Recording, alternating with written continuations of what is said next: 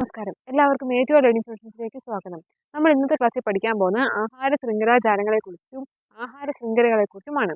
നമുക്കറിയാം നമ്മുടെ ചുറ്റും ഒരുപാട് ജീവജാലങ്ങളുണ്ട് അല്ലേ? ഈ ജീവജാലങ്ങളെല്ലാം ഭക്ഷണമാക്കുന്ന രീതിയും ഭക്ഷണമാക്കുന്ന വസ്തുക്കളും വ്യത്യസ്തമാണ്. എല്ലാം ഒന്നിനെ തന്നെയല്ല ഭക്ഷിക്കുന്നത്.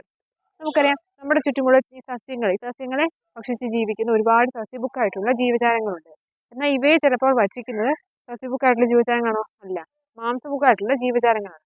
ഇതെന്താ കാണിക്കുന്നതെന്ന് പറഞ്ഞാൽ ഈ പ്രകൃതിയിലുള്ള ഓരോ വസ്തുക്കളും ഓരോ ജീവജാലങ്ങളും പരസ്പരം അങ്ങോട്ടും ഇങ്ങോട്ടും ബന്ധപ്പെട്ടിരിക്കുന്നു. അവയ്ക്ക് ഒറ്റയ്ക്കുള്ള ഒരു ജീവിതം ഒരു നിലനിൽപ്പ് സാധ്യമല്ല എന്നതാണ് ചൂണ്ടിക്കാണിക്കുന്നത്. നമുക്കറിയാം ഉദാഹരണത്തിന് നമ്മുടെ ചുറ്റും കാണുന്ന ഈ ചെറിയ പുല്ല്, ഈ പുല്ല് കഴിക്കുന്ന പുൽച്ചാടികളുണ്ട്. ഈ പുൽച്ചാടികളെ കഴിക്കുന്ന തവളകൾ പോലുള്ള ചെറിയ പ്രാണികളുണ്ട്. അതുപോലെ അവയെ ഭക്ഷിക്കുന്ന പാമ്പുകളുണ്ട്. ഈ പാമ്പിനെ ഭക്ഷിക്കുന്ന കഴുകനും പരുന്തുമൊക്കെ ഉണ്ട് അല്ലേ? ഇതൊരു ഒരു ചെയിനാണ് അല്ലേ? ഒരു സിംഗിൾ ത്രെഡായിട്ട് പോകുന്ന ഒരു പ്രതിഭാസമാണിത്. ഇങ്ങനെ വരുന്ന ഈ സിംഗിൾ ത്രെഡായിട്ട് വരുന്നതിനെ നമ്മൾ ആഹാര ശൃംഖലകൾ അല്ലെങ്കിൽ ഫുഡ് ചെയിൻ എന്ന് പറയും. അതുപോലെ തന്നെ ഇതിനെ ഒരു വൈഡായിട്ട്, അതായത് ഈ പുൽച്ചാടി തിരുന്ന മറ്റു ജീവജാലങ്ങൾ, അവയെ തിരുന്ന മറ്റു ജീവജാലങ്ങൾ, അങ്ങനെ പരസ്പരം അങ്ങോട്ടും ഇങ്ങോട്ടും കണക്ട് ചെയ്തൊരു ക്ലസ്റ്റർ പോലെ ഫോം ചെയ്യുന്നതിനാണ് നമ്മൾ ആഹാര ശൃംഖല ജാലങ്ങൾ എന്ന് പറയുന്നത്.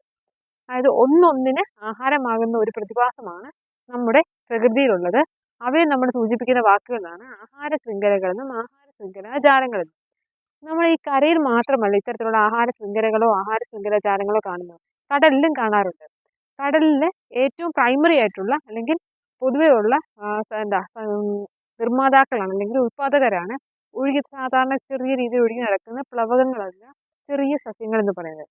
അതായത് കടലിലെ വെള്ളത്തിലൂടെ സ്വതന്ത്രമായി ഒഴുകി നടക്കുന്ന ചെറിയ സസ്യങ്ങളെ നമ്മൾ പറയുന്നതാണ് പ്ലവകങ്ങളെന്ന്. ഈ പ്ലവകങ്ങളെ ആഹാരമാക്കുന്നത് പ്രധാനമായും കടലിൽ കാണുന്ന ചെറിയ മീനുകളാണ്.